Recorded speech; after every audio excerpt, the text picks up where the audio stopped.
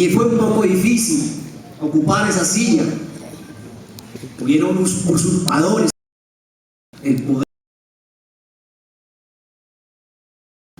Pero hoy estamos aquí gracias a la lucha de todos los líderes y lideresas de la ciudad de Bogotá, del distrito capital.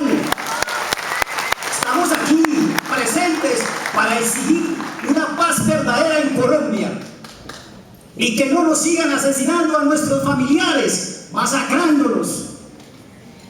Vamos a hacer la unidad socialista en Colombia con mucha fuerza, con todo el poder de los campesinos colombianos. Empezamos el punto que me toca.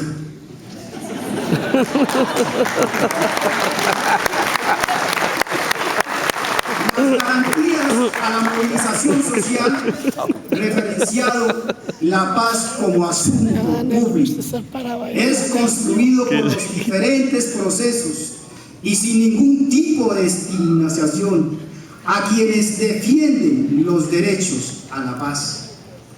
La reconciliación de la memoria histórica ligada a la reparación simbólica de las víctimas a partir de la responsabilidad social de los medios de comunicación como generadores de la opinión pública. Requerimos una ciudad que piense la verdad, la justicia, la reparación integral a las víctimas del conflicto social, político, armado, como unas garantías para la no repetición de los hechos. Muchísimas gracias. Pablito se lució.